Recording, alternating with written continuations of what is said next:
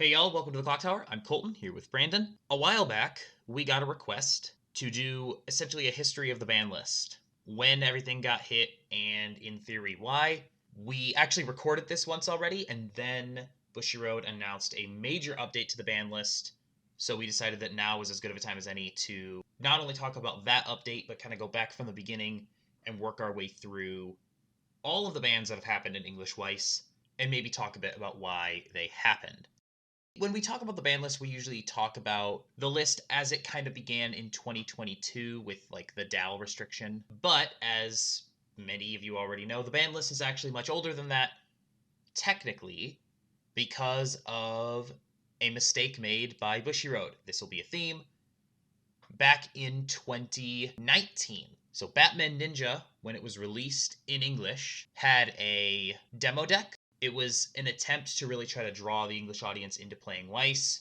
The demo deck came out before the actual set did, but when they released the actual set, there was a card that had the same name as a card in the demo deck, and that created a bit of a problem. And it starts with Gorilla Grodd Decoy. Gorilla Grodd Decoy is a level 0 that when it is attacked, allows you to pay 1, return it to hand, and put a Batman Infiltration from hand in front of it as the defending character, which would be all well and good if the card you played was the level 1 Batman Infiltration that the card was designed to work with, but instead, in the demo deck, there was a card that was called Batman Infiltration that was a 3/2 10k. So in theory, Gorilla Grodd would allow you to bring a level 3 10k power body onto the field at level 0. This was way too powerful for the time. And Bushiroad basically immediately, upon realizing the mistake, restricted Batman Infiltration, specifically the 3/2, and Gorilla Grodd, so that they could not be played in the same deck. You could still play the level 1 Batman Infiltration, which was obviously the intended target. It's a 6/5 that couldn't attack if you didn't have something in your backstage,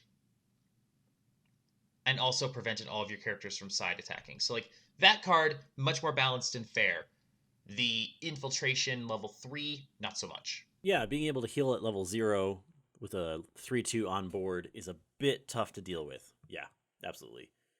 Especially to bring it on for even cheaper than that. The pay 1 to bounce the Gorilla Grodd back to hand to potentially try to do it again. Yeah, no, it makes sense. It makes sense why it was restricted for sure. So that's the first ever restriction on the English list, and it was strictly a Bushiroad made a mistake and is fixing it. It's not for gameplay balance. The next update to the list happened the next year with the release of Fate Stay Night Heaven's Feel.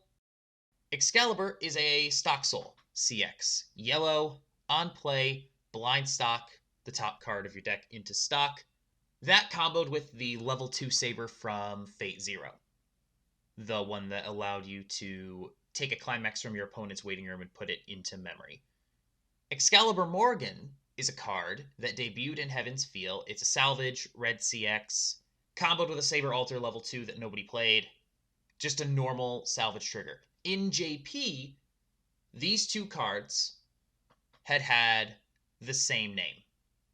They were both called Excalibur. There was a slight difference in the way that the text was written to indicate they were technically different, but they had the same name for the purposes of gameplay. So you could, because both cards were called Excalibur in JP, use the level 2 Saber combo from Phase Zero with this new Salvage CX, and vice versa. You could use the stock soul with the new Saber Alter card. However, when that card was translated into English, that difference was noted, and Excalibur, the Salvage CX, was translated as Excalibur Morgan, which is a different name.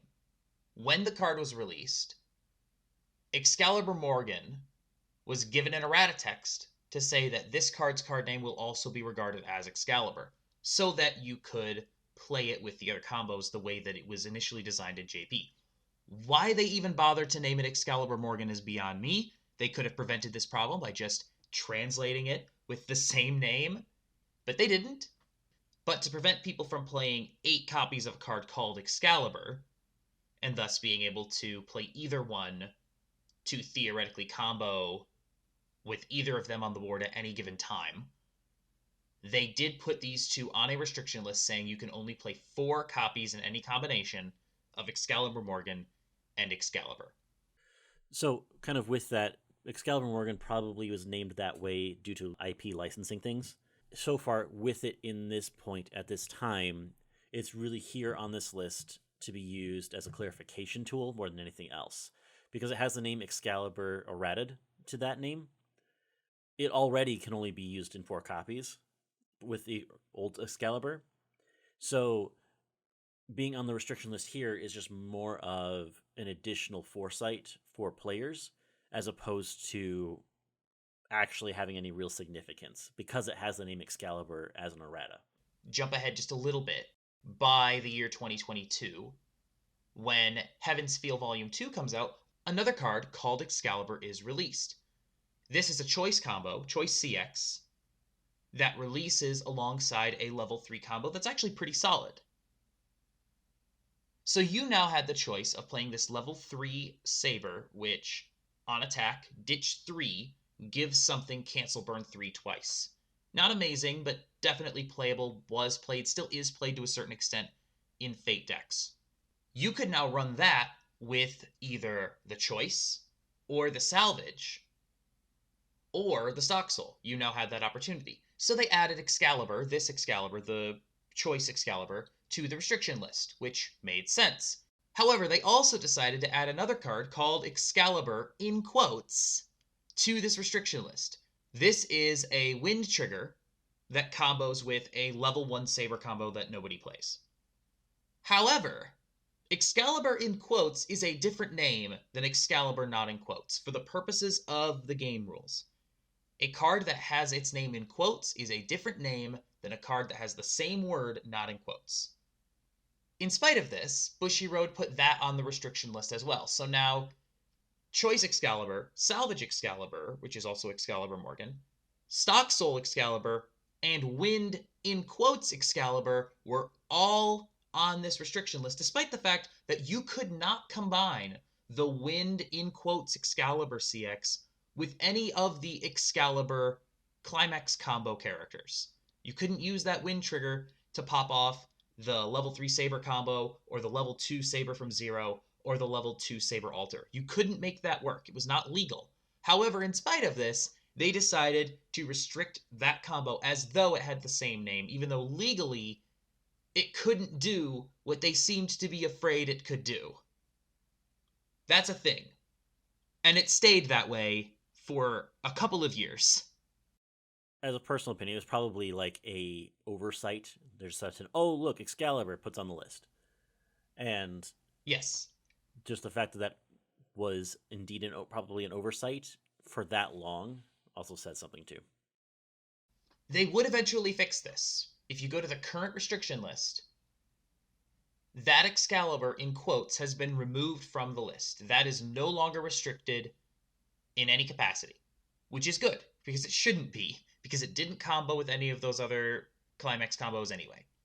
But the fact that it, for a couple of years, was like this is a pretty significant indictment, I think, of Bushiroad's ability to read their own cards.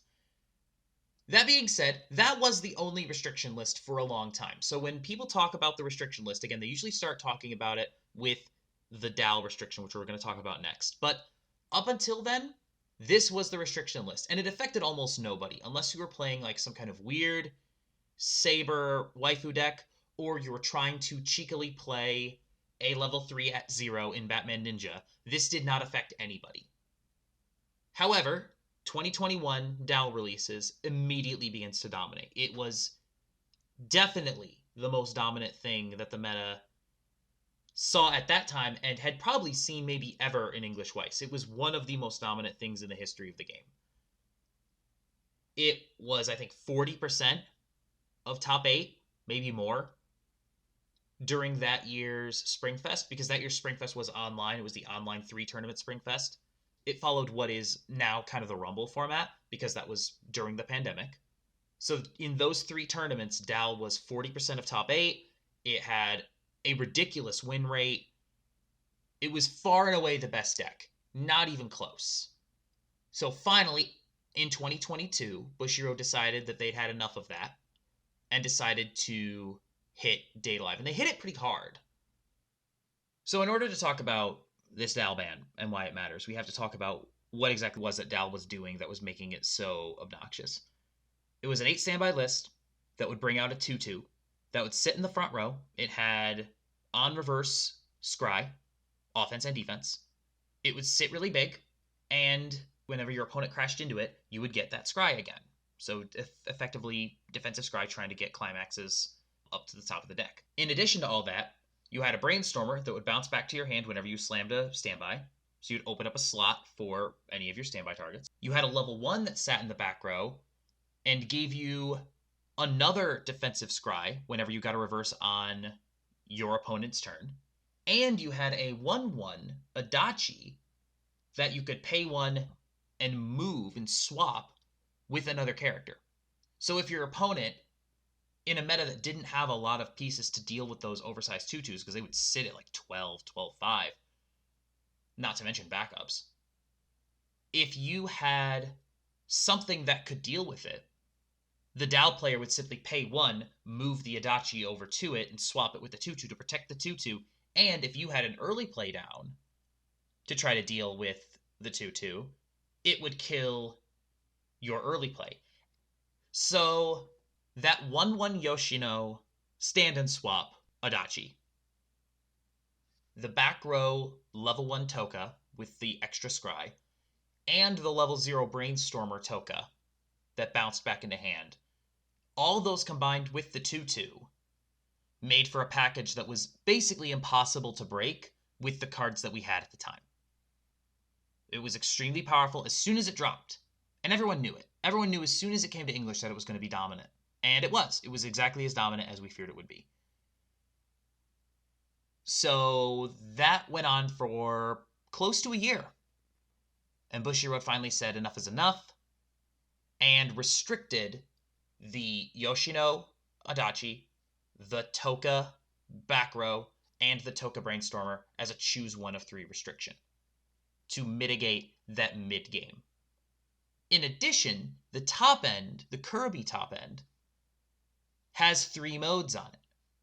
You can either ditch to burn, you can shuffle back, or you can stock swap with the combo. That also proved to be really powerful, especially at the time, as a top end.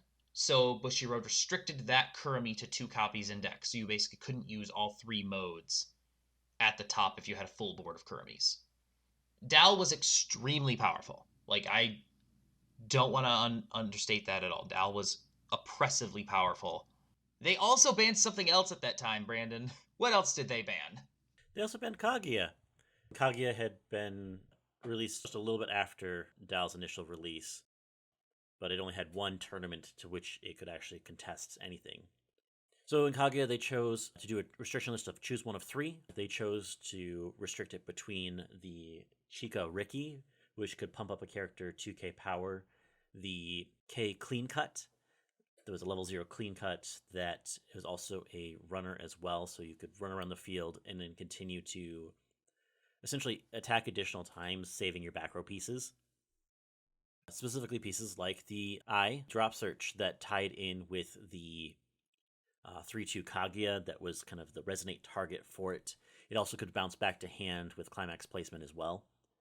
So a card that could be used over and over again, but also could, with the Clean Cut and the Riki, be used as an offensive tool as well. So you had a really good, strong advantage start at 0, and the level 0 advantage would kind of help carry you through the rest of the game. Kaguya had actually some of the best matchups into Dal at that point in time, but also had some struggles with some other things as well. Specifically things like Ruby. Yeah, Kaguya had one of the best level 0 games ever printed at that time. These 3 cards are all excellent, and they're still good. Like, in a Kaguya list that you're building today, you're still looking at these 3 cards going, these are probably the ones you most want to include at 0. That being said, and even though Kaguya had probably the best matchup into Dal out of anything, in the meta at the time, it still was not getting results. Kaguya's results were nowhere near as good as Dal's. When this ban list was announced, it was expected that Dal was going to get hit. We all knew that, when the ban list dropped, that Dal was going to get hit. Kaguya getting hit this hard, I think, caught a lot of people by surprise. And it was certainly seen as unnecessary. And to this day, I think this is probably the most egregious ban that Bushiroad's ever made. Like, this ban net didn't make sense at the time. It doesn't make sense today, because they have unbanned the K clean cut runner. But Chika and I are still on a choose one of two. To this day, in a world in which Kaguya has very few really good results, it's not top tier, hasn't even been particularly close for a while, those are still restricted.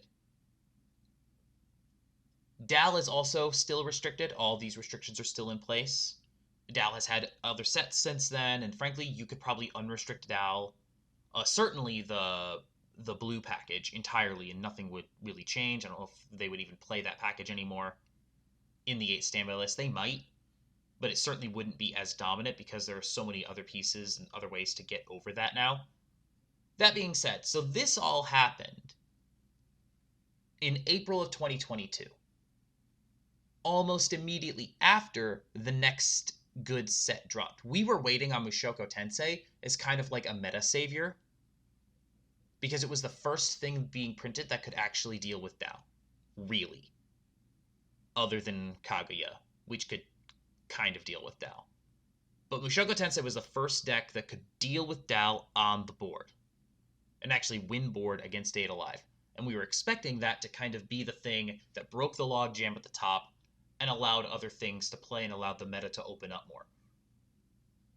They banned Dao and basically nuked the entire deck, because this did in fact nuke that deck, right before MTI came out, which meant that MTI came in with no restrictions. Its best competition, the 2 decks that were probably going to compete with it the most, had been restricted. And now it was allowed to run roughshod, which it did through much of 2022. This is a pattern, because later in that year, in October, MTI was added to the restriction list. The Ghislaine 2-2 and the Rudius tap counter were placed on a choose one of two, basically to prevent the MTI 8 standby list from also having access to tap counter, because it already had an anti-backup on the level 3 combo, and it would, when it popped off, generate the resources necessary to play the tap counter. So it was good on offense, good on defense, which was a little bit much for a lot of the other stuff at that time. There wasn't really a whole lot that could compete with MTI at that time, so MTI then got hit in October of 2022. And what's worth noting is that came just after the release of Quints 2. Mm-hmm.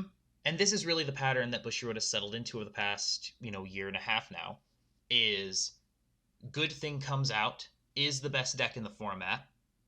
Some people complain about the best deck in the format being the best deck in the format. Bushiroad bans or restricts heavily that deck right before or right as the next extremely powerful thing comes out. And as you mentioned, it was Quintuplets, which, for then the next few months, was the best deck in the format.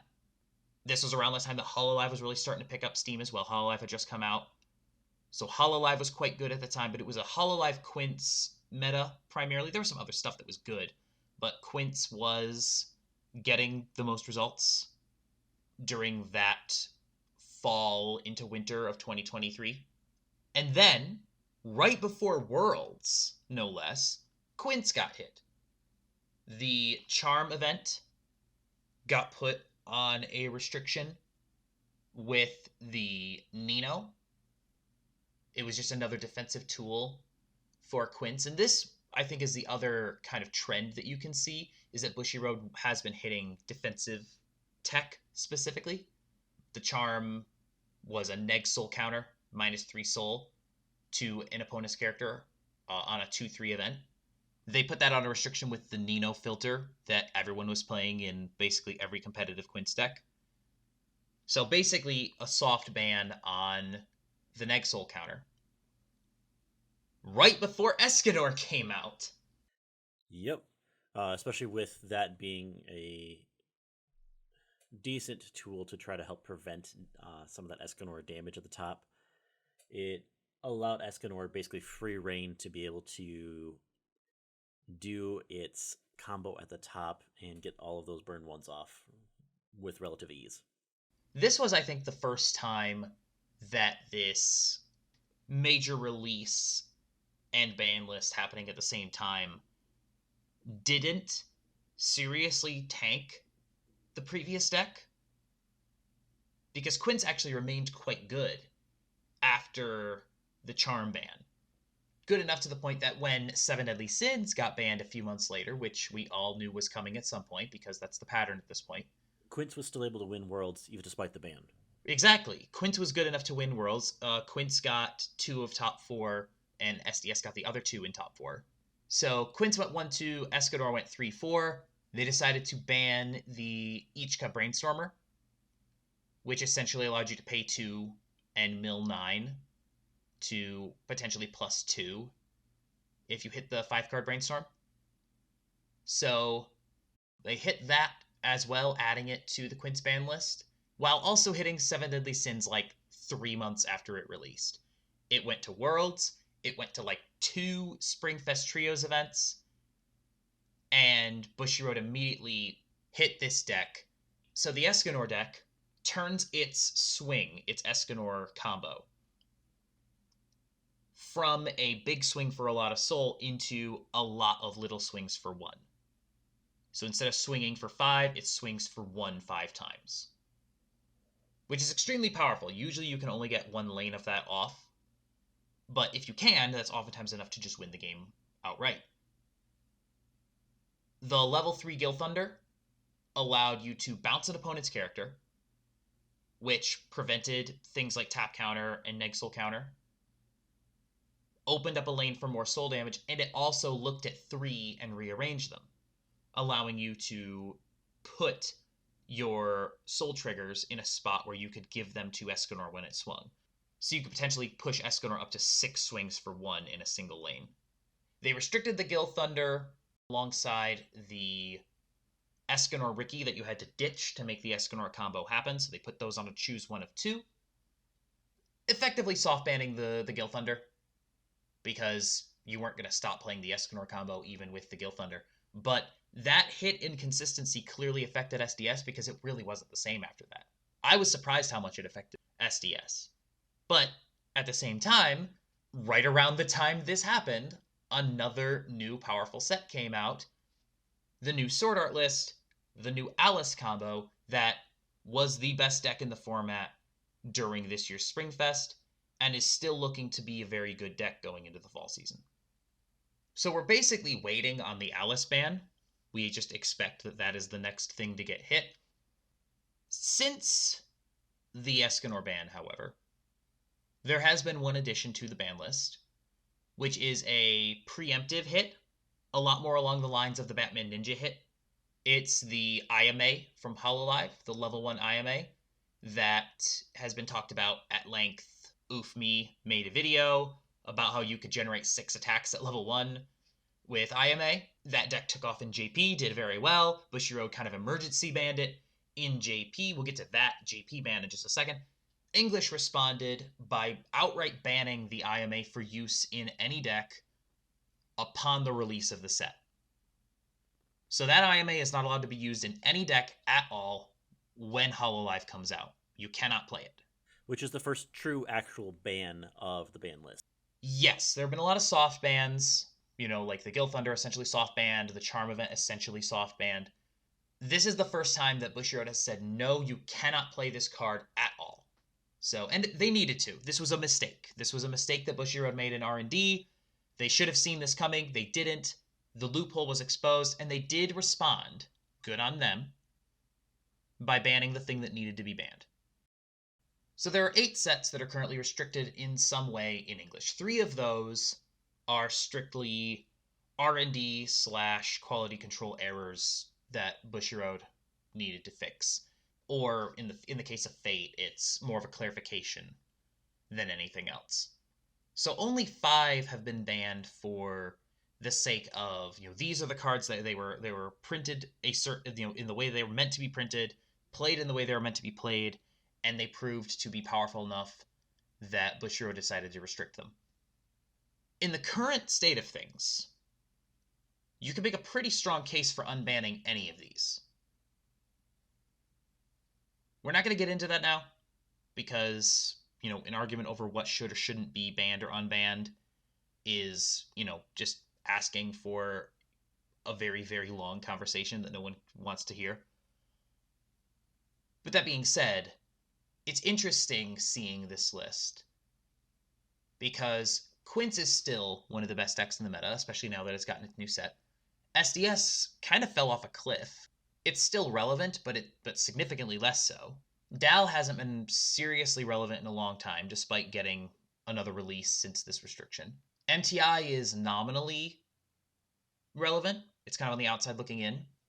And Kaguya is kind of in that same spot where it's been kind of nominally relevant the last couple of years. Like, it'll get some tops. Same with MTI. It'll get some tops, even potentially win like a trios style event. But you don't see it at the top tables in singles very often. You might see it get a top. Looking ahead to what might happen next, we have a pretty good blueprint. English tends to follow the JP list, at least to a certain extent. A massive, sweeping ban list was just updated in the JP meta.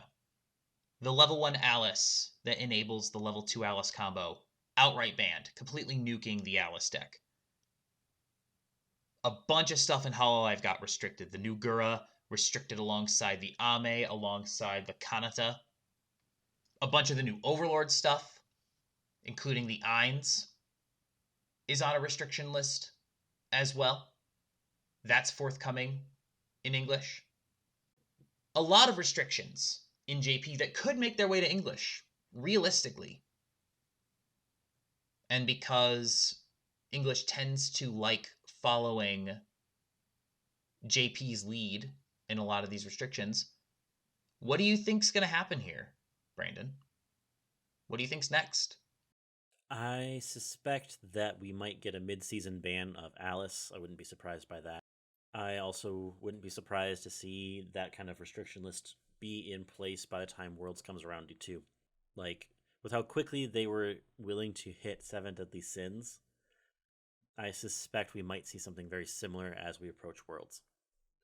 Worlds being in February, so we have plenty of time between now and then. Seeing as they were willing to hit Quince before Worlds, I wouldn't be surprised if they're willing to hit other decks as well before Worlds again. Yeah, and fortunately, I think, for us, there isn't anything that's going to come out right before Worlds that we know of that is extremely powerful. We don't know what's going on with Guilty Gear Strive yet, because that's an English exclusive. But aside from that, nothing we've seen for the rest of 2023 going into Worlds is going to be particularly strong. So these are kind of the decks that we expect to see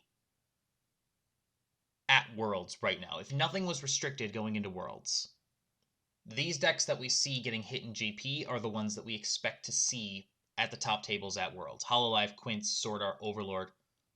Those are the decks that most people anticipate will be the ones that have the strongest effect on this upcoming meta. It's actually also worth noting that in that sweeping restriction, they also unbanned MTI. Yeah, it was at the same time. Yeah. So like, there are still potential for some of these things to potentially become off of the ban list as things continue to develop. So we've seen a little bit of that, both with Kaguya, with the K Runner being unbanned, and some sweeping changes in JP, also kind of lightening some of the Dal ban as well. But it remains to be seen for English and what English side of the program looks to do as Weiss Schwarz continues to evolve. Yeah, with top ends becoming more dangerous, closing from 3-0 is quickly becoming an outdated standard. You need to start closing from 2-4, 2-5 to be competitive going into 2024. So we'll see what Bushiroad does. Maybe in an attempt to try to hold that back a little bit. The best cards in the game have gotten significantly stronger in the past year. So it wouldn't be super surprising to see them put some restrictions on some of the most oppressive top ends, or at least the packages that allow you to get them there. But in any case, this is where things currently stand. This is how we got here, and we have at least some idea of where we might be going in the future. So hopefully you found that useful, kind of a complete history of the ban list from 2019 to 2023. This is also a little bit more of a cynical take. I recognize that I am particularly cynical on why Bushiroad instituted the ban list and the way that they use the ban list. So this has been certainly not unbiased, but I think it's pretty clear that the ban list has demonstrated that Bushiroad doesn't always know what it's doing when it manages its card game. But in any case, that's it for us. We'll be back on Thursday with 5 cards, 5 minutes. We'll have a deck tech on Tuesday, more gameplay the following Thursday, and then in 2 weeks back with another Clock Talk. It's time to start talking about this fall meta and all these cards and what we're going to do when we play into them. Until next time, thank you so much for joining us. Please like, share, comment, and subscribe, and have a good one. We'll see you then.